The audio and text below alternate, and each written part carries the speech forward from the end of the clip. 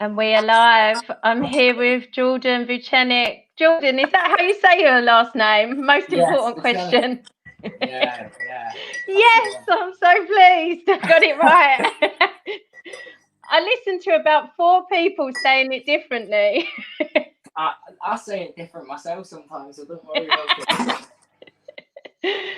Well, thank you for joining us straight from training. You're still in your rash guard, just making yourself a quick coffee Well, there. I'm in shape at the minute, so I had the top off the whole time, so it's not really that sway. You were just getting your abs out to admire them. How are they doing? They're all right. They're all right. They've got 2 more weeks to develop a bit more, but apart from that, they're good. How does it feel when Dolly Clue takes the photo when you're all like dehydrated from the weight cut and stuff, and they're looking really special? Listen, I would have been alright if she done it when I was dehydrated, but she didn't. She did it when I had bloody ate all the food back in me again. I had like a Oh belly. no, I'm telling you, I said to her. Oh, the whole time I was sucking in the Dolly! whole time, thinking, oh, it was bad. I'm telling you. So you've got an enormous fight coming up. I think it's fair to say it's a title eliminator, right? Yeah. I think You're so. There's fighting Paul nothing. Hughes. Yeah, nothing stated, but yeah, I think it should be. Yeah. I think it is. I definitely think it must be. And the thing with Cage Warriors that I love, you can kind of tell where the kind Wait. of path that people are on, and usually the right people that you expect do get the shot. So for me, this is a title eliminator. You're fighting Paul Hughes. You've both got a huge amount of hype behind you. You must be buzzing for this one. Yeah, I am. To be fair, like every fight I'm buzzing for, but this one's just good. He sells the fight. He's got a lot of hype. So um, yeah, I just like fighting in general. So you put anybody in front of me, and I'm buzzing to go. But put someone in front of me that people think are gonna smash her. Well, yeah. Yeah, it just gets you even going even more. So it's all good. Scott Butters said title shot next. Yeah. It's you both beat people who are very highly rated in your division Yeah. last time out as well. And I guess when you get to your level, every fight is like the biggest fight of your life. Yeah, 100%. Look at the resume of people I've beat. I've beat some animals. His resume is nothing compared to the people I've beat. Literally, yeah. If you go on, my debut was against Panikos Yusuf, a world champion, 2-0. Was smashing everybody. Then I fought Sharp Yusuf, again, an animal. I know that was like your second pro fight on ACB against him. Like I've seen him destroy people. Yeah, they chucked me in the deep end, but I was swimming for my life, and I done all right. So I can't complain. I'm glad I fought them guys, because you look at the guy I just beat last time, Steve Amable, like quadruple the experience. But I've been in there with the tough guys. I've had tough fights, so I was ready to dig deep when I got battered the first round. I was ready to change the game plan, and that comes from having them hard fights, knowing, right, I've got to change it up on the spot. What I've worked isn't working. Let's do something different. So. And there's a lot of people out there padding their records. Yeah. And in the end, you're going to get caught out if that's how you're choosing to do it. I think it's really important to take tough fights. And this is why I always say, and people are going to get bored of this because I said it in the last 3 interviews, but MMA records don't actually mean that much anymore, because it's all about who you fought. Yeah, records are for DJs. You've got some comments coming through already. Another one from Scott saying you've easily proven how well deserving you are. Yeah. Phantoms asks how you're doing. Yeah, I'm good. Phantom, whatever it is. Yeah, I'm great. I'm all good. Cameron Chamberlain says, "Let's go, champ." Yeah, come on. So you're on the Saturday night of the second trilogy. Like, best night. It's going to be building all week. It is like the kind of crescendo of the cards. Like, save the best for last. I think so. So how are we feeling that this fight's going to go? If you had to make a prediction, what are you thinking? Honestly, I'm in the shape of my life, and I really do think I'm better than Paul Hughes everywhere, and I really do feel like I'm going to get to finish this fight. I know everybody's posting on the thing saying that he's going to get the submission, but I'm a fucking animal on the ground. I'm telling you now. all my fights in the beginning, I used to only just try strike, and I used to not want them to take me down. Then they started taking me down. I started submitting them off my back. Now I'm taking people at the ground. I'm a fucking animal wherever the fight goes, and I'm game. So wherever it goes, I'm going to look to just dominate wherever it goes. And I don't know, I just feel like I'm just ready to beat anybody in the world, let alone Cage Warriors. Like, I don't know, I've just got so much confidence, man. But I train solid. That's what gives me the confidence. Like, yeah, honestly, I'm fucking buzzing for it. I think it's going to be wicked. So do I, and I'm glad there's going to be so many eyeballs on this fight, because he's bringing all of the Irish media and the Irish fans. You're bringing everyone from England, so I just think there's so much hype behind it, and it's really exciting to me. It's this mad one, because people here, like in Corby, don't really know what MMA is, and then they're saying, "You fighting Paul Hughes, isn't you?" And they're like, "How can you beat him?" And I'm thinking in my head, "Yeah, like, you're mad." They're saying it to my face, like, so that's what I love about him, how much hype he's got, and like how much people are underestimating me. Like, I'm there. Like, I'm telling you, it's gonna be mad. Like, it's just gonna be sick. One of my colleagues at MMA UK, Chris Emmanuel, has been talking about you for a long time. So I've been watching your fights for a long time. I think anybody who's been watching you totally knows what you're about, knows what you can do. Yeah, like I was fighting. I was begging to fight when I was in the gym for about 2 weeks. I was begging to fight. Please, can you get me a fight? Nah, you can't. You shit. Fuck off. Begging. And then I finally got one with bloody no headshots, and I still somehow won by TKO. Like, it's just crazy. When I show guys now my debuts, like, they literally think, how were you even allowed to fight back then? I'm literally like, I'm a little kid when I just get in the thing and just standing. But I've always just been so game to fight, no matter where it is. Like, catching outside, anything. I'm all good for it. I'm still all right for it now. People say it to me now. If I got to start on the street now, I'd be throwing punches, I'm telling you. I don't know how you're going to wait 2 weeks. You seem like just totally ready to go now. I know, and I've just finished sparring. You'd think I'd have had enough of it, but I'm ready to go now. Phantom is a big fan here, saying you're the dogs. Lots of hearts there. Octagon UK giving you the big up. Phantom again. Give them all a hiding, bro. Yes, that's what I like. I'm coming. Everybody's getting a hiding, I'm telling you.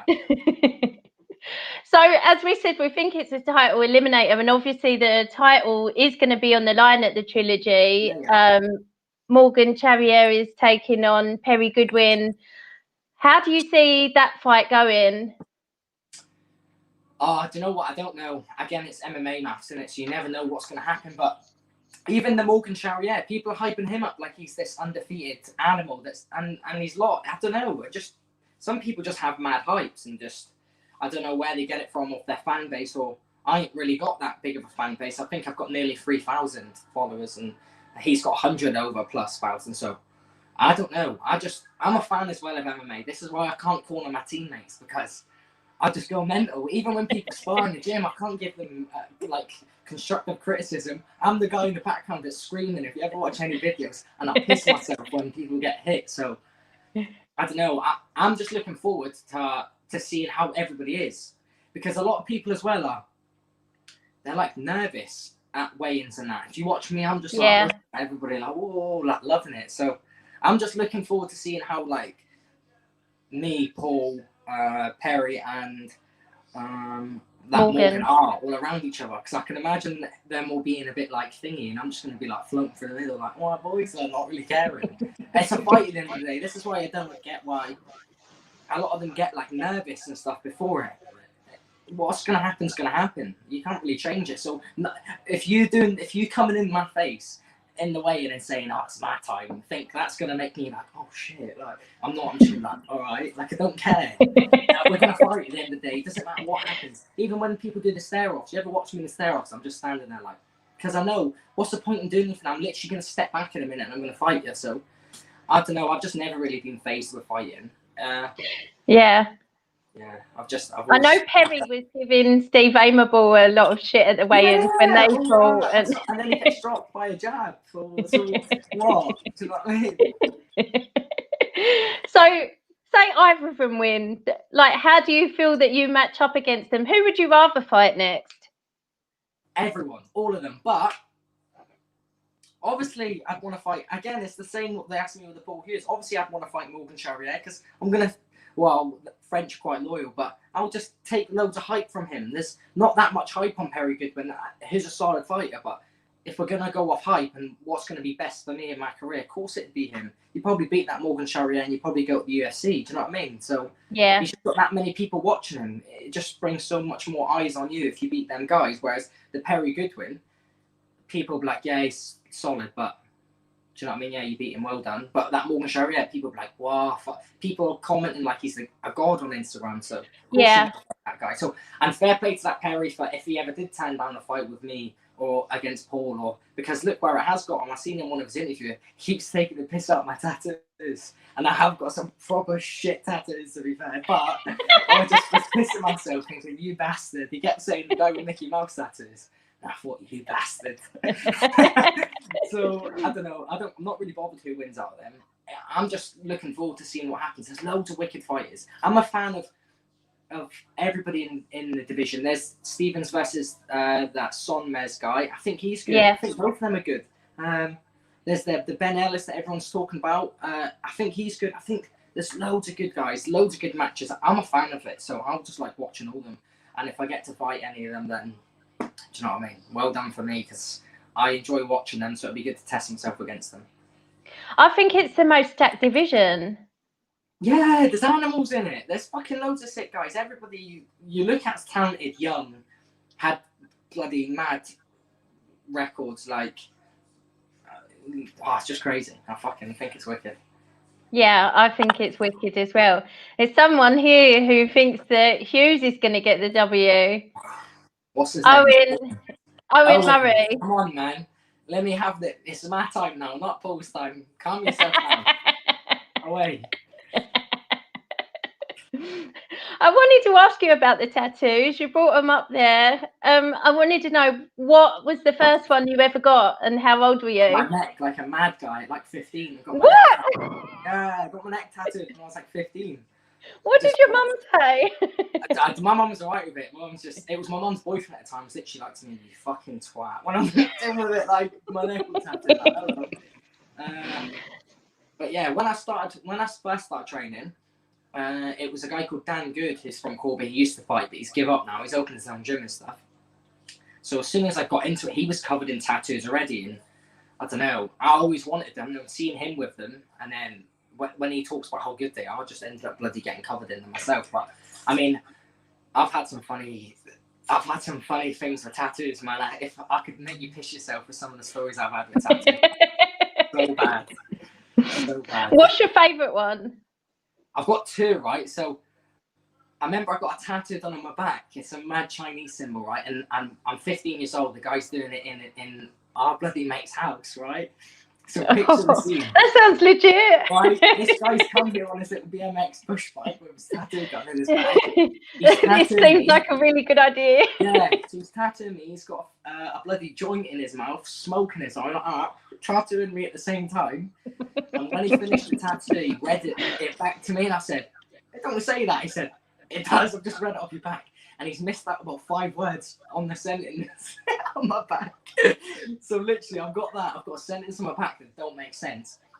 And then when I got my chest done, I was going for like a gay McGregor phase, and I got like a sort of like a tiger thing stuck right in the middle of my chest. And then the guy who stuck it on me again, another guy in his house, he took a step back, he looked at my tattoo for ages and went, and then just walked over to me. And I remember my thinking, "Oh my god!" And when it was on, it was like squint to the side. It was mental. So they're my two ones. That's why my chest is literally black now, because I've had them all covered. But bloody hell, I've had some bad tattoos. I'm lucky. I'm sponsored by tattooists now, Dwayne at Skin City. So I'm luckily get hooked up by good ones now. So I'm grateful for that. Well, JB Graham wants to know when you're getting JB tattooed on you. Listen, I would get his symbol tattooed on him, but as we pointed out, it looks like someone bumming someone else, so I can't get that bloody Naxu thing tattooed on me. JB, come up with a sensible suggestion and he'll consider it. Yeah, get me something good, and if you pay for it, I'll get it on me. Well, Phantom is quite a fan here. He said you look the dogs with the tats, bro. Phantom is your top fan. Yeah, I'll take that. Yes, Phantom. 1-1-1-2. Yeah. Stuart said, what would be a dream fight for you? I'm trying to think now. Do you know what? As mad as it sounds, I don't really watch my division that much. I like watching the bantamweights, and the smaller guys move a bit more. I think someone like, Kelvin Qatar, I think he's wicked. I was watching his highlight video earlier on. I think people like that, like, when I watch them, it's cool because I'm watching them, but I think, like, I'm ready to fight these guys now. So, yeah, someone like that. That's who I've been watching a bit of lately. I like the way he boxes and moves. Yeah, someone. Yeah, give me Kelvin Qatar. That'd be a good fight for them now. Yeah, he's got Max Holloway next, hasn't he? Yeah, he's got Max Holloway next. Yeah. So people how do you see that one going? I think Max Holloway's just going to pick. I think Kelvin Qatar's got good boxing, but I think Max Holloway's just quite good all round. So I think he might just edge it with mixing it up a bit more than Qatar does. I love Max. I think he's one of my favourite current fighters. He's just a bit skinny. That's his only thing. He's a bit too skinny. Yeah. Phantom again. Would you fight me? Nah, we need to know who you are first, Phantom. Ah, man, I couldn't fight you, Phantom. 1-1-1-2. Have you ever fought a fan, Jordan? Nah, I ain't, to be fair. Yeah, actually, I have in the gym all the time. They're all my fans. All the young ones love me. Well, they better. So what do you do for downtime? You ask my missus, she'll hate it. If I'm not at the gym training, I'm at the other gym doing strength and conditioning, or I'm here taking over the telly, putting on UFC or highlights on the telly. I know it's like everybody says it, but I'm just weirdly obsessed with it. I literally watch it all the time. If you go on my Instagram, my missus sometimes takes my phone and says, your Instagram's shit, because it's all just fighting, pad work, wrestling, all this stuff. That's literally all I do. What do I do for? I don't do anything for like a hobby or fun or anything like that. Even the things I was doing in lockdown, I bought a road bike, and that was only because getting fit for MMA. That's the only reason I got it. I didn't do it because I enjoyed cycling. I did it for MMA. Like, when I go on runs, the whole time I'm imagining a fight in my head. Like, I don't know, it's just strange. I've just always been like it. Yeah. I'm just a weirdo. JV said, Katie, were you not supposed to get your head shaved? Now, what I think happened here... And do a blackface, you were meant to do. What I think happened here was that the rules weren't completely, like, established in the end. So that's how I got away with it. You know also, my head is massive. I've got a good little thing with Steve as well. I've been telling loads of people since, like, I've got to give him props after the fight, because obviously the first round he won it clearly.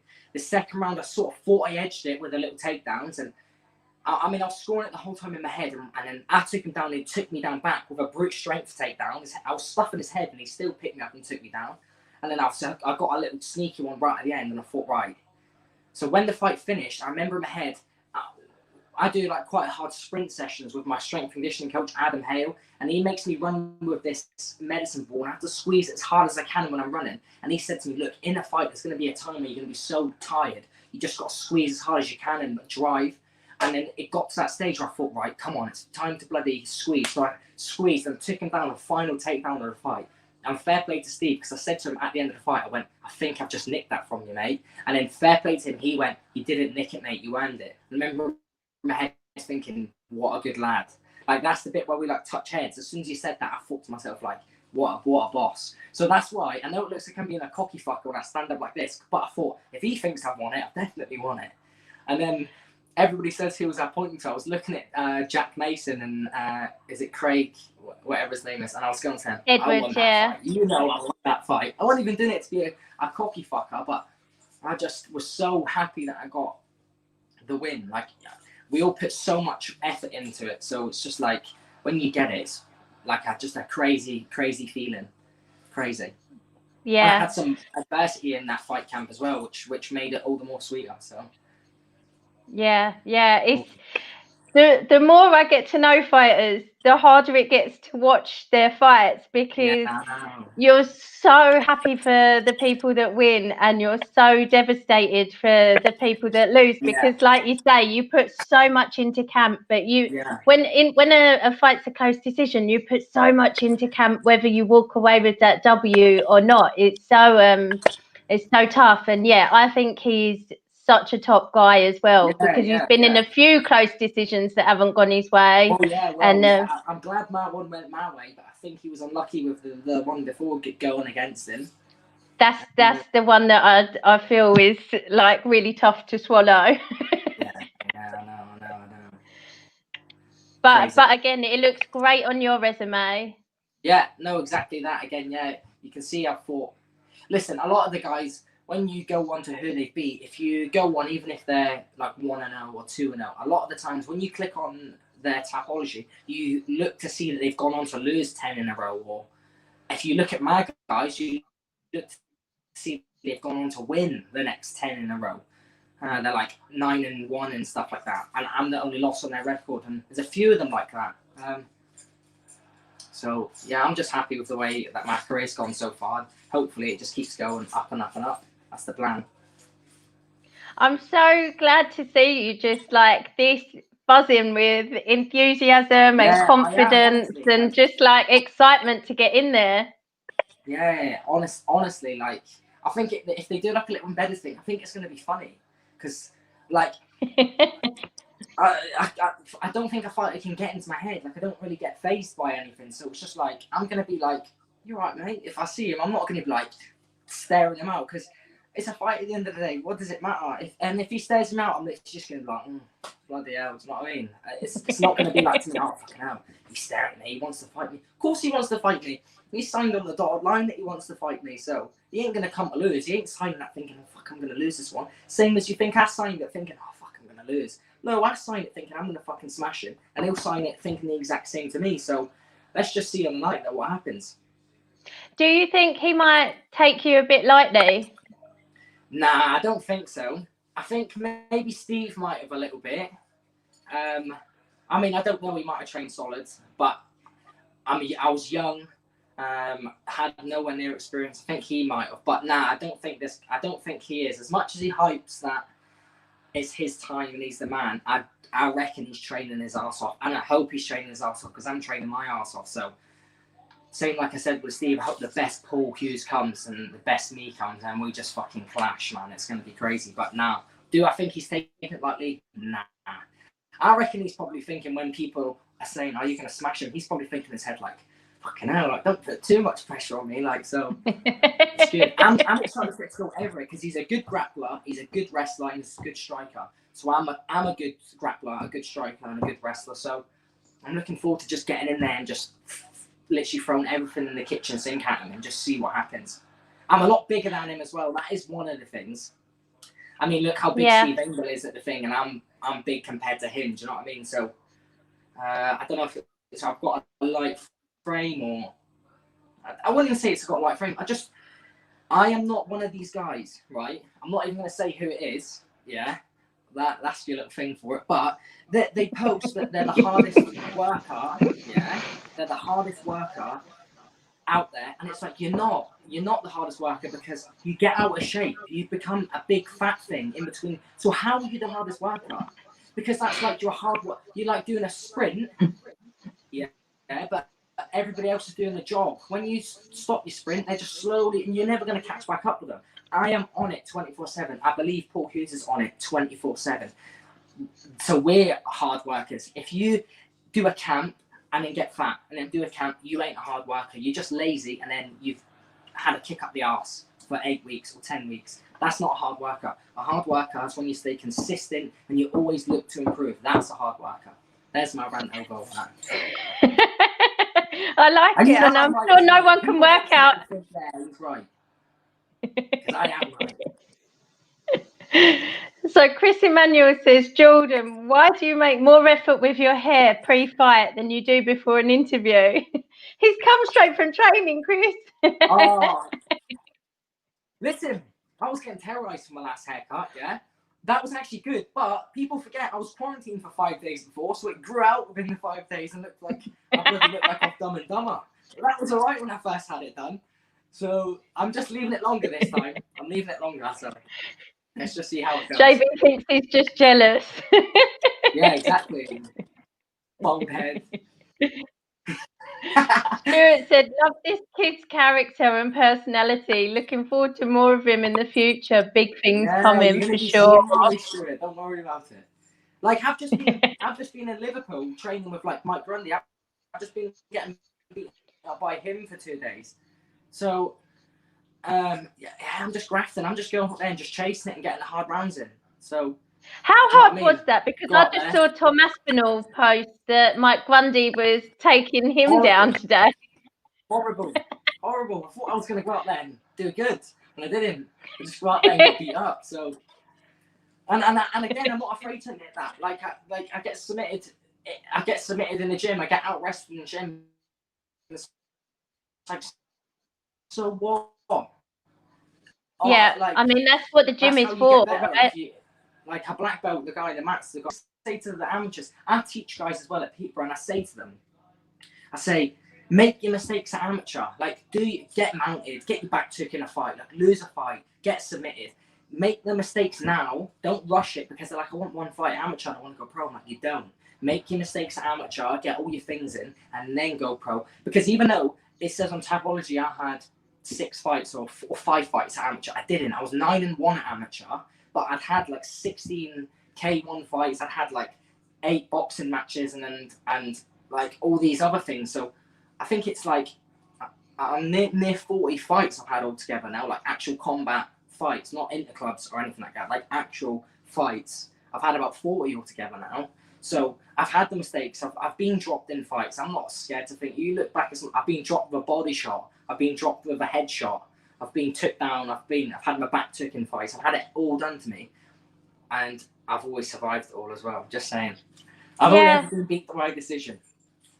And I do think when you look at both of your records for this fight, like even if you just look at Tapology records, who you've been in there with, I think is just a higher caliber of fighters. Like you're proven against tougher guys so far, and that's not his fault. He's beaten who's in front of him, but I look back at some of the guys I fought now and think, fucking hell, I did all right beating him. Fucking hell, like that Sharp Yusuf, I think he's an animal. When he was killing people after, and I thought, fucking hell, I did all right there, didn't I? And when I watch it back, I'm like, go on, boy, because I'm doing decent in it. And that's what I'm saying. It is MMA, maths. It's like anything can happen against any given time. He was like 16-0 as an amateur and meant to smash me. And I'm just some fucking random guy. His record's 4-1, and everyone's like, oh, he's going to get butchered, this guy. He got dropped in his debut with a body shot with a teep. How embarrassing. I got teeped in the body and dropped. And then, and I go in just with self-belief and win it. So, yeah, it's all good. Yeah, I like it. He's another one who brings a shit ton of fans with him when he goes anywhere. Like, listen, I've got a story with him. When I fought him, the guy said to me, wait for your music to start playing until you walk out. So I said, yeah. So I'm waiting there for about a minute. Fucking hell. The guy went, why aren't you walking yet? I went, I'm waiting for my music playing. He went, your music's been playing, but they were booing so loud I couldn't hear my own music playing. Oh my God. And then as I walked out, they were literally going mad, like booing me like mad. And then after the fight, I raised his hand after. I knew I'd won. I raised his hand as if to say, like, look, fair play to him. And they were still booing me. So right at the end of the fight, as I walked past all of his crowd, I just stopped and was like, to all of them. And they were chucking stuff at me, splashing me with drinks like it was crazy. So I just had some crazy experiences in MMA, man. Well, yeah, at least there'll be no, no enemy fans. Yeah, that's great. And then me, they're like, fuck you, beating him. You are something. That would be bad. Chris says, Jordan, who's the most handsome man in the gym?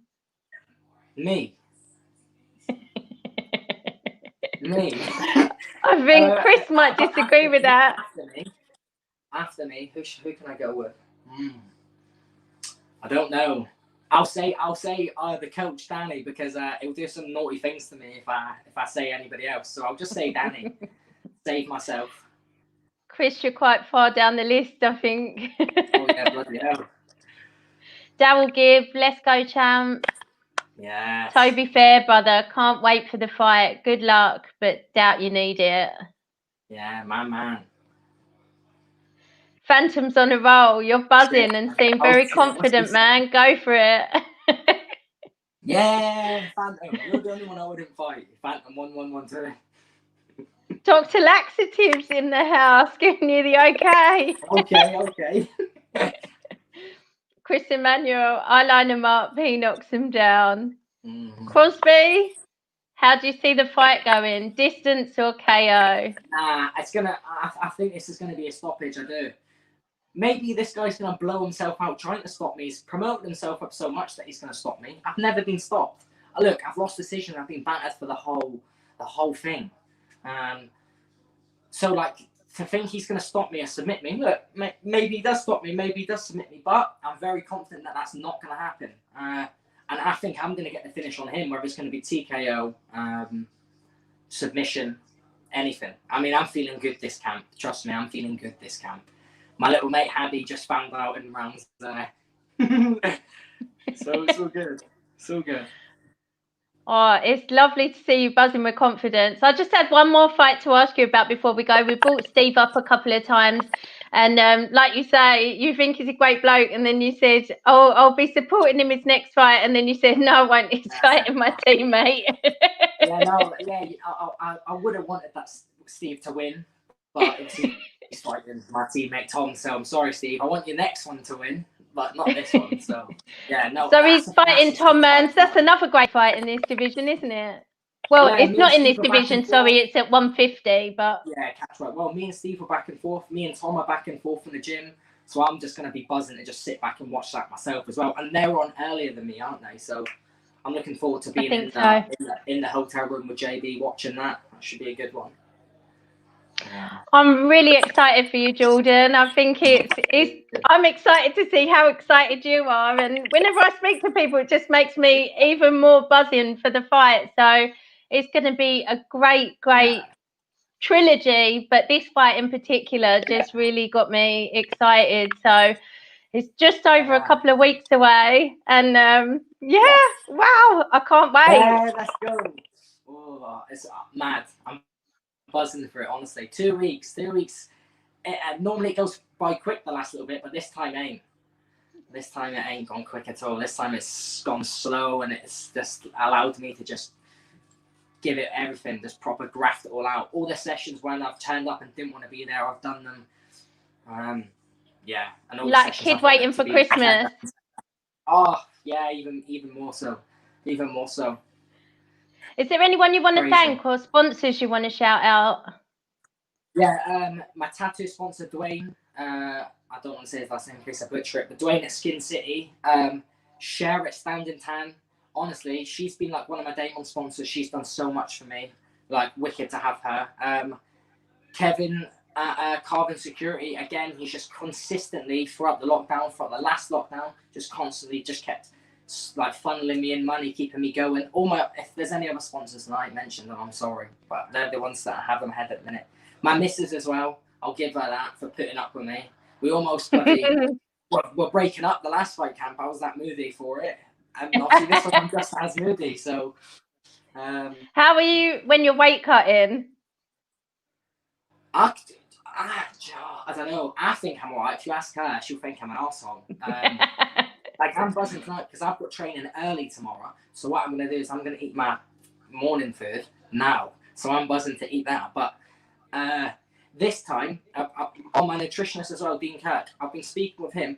Love Dane. I think the last fight I lost too much too soon. And that wasn't going off what he told me. That was doing what I wanted to do myself.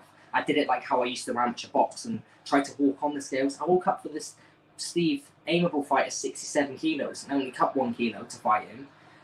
I'm not going to tell you my weight this time, but I think, as you can see, I'm a lot heavier this time round. But nah, yeah, he's assured me that I can keep my calories and everything up. So shout out to him as well for keeping me on track. Well, great guy. Yeah, he is a good guy, isn't he?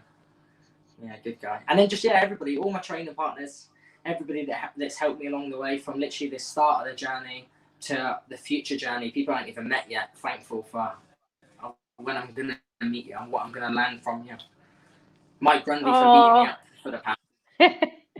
I love your positive energy and your gratitude and everything you're putting out there, all your good vibes. You've got to be grateful for everything, ain't you? I live a crazy life. Like this was what I said I wanted to do ages ago. I said that it'd be my dream to do it, and now I'm doing it. It's just like a surreal feeling. Like I wake up every day, honestly grateful. I get in my car and I'm grateful. Like just everything. It's just wicked. It's lovely to see you enjoying it, and I want you to enjoy it on your night. This is your time to shine. Yeah, you watch my little happy face on the win. I'm just like, yeah. Come on, it's gonna be good. It's going to be great. I'm looking forward to it. Thank you so much for your time, Jordan. No, thank you for having me. Take care.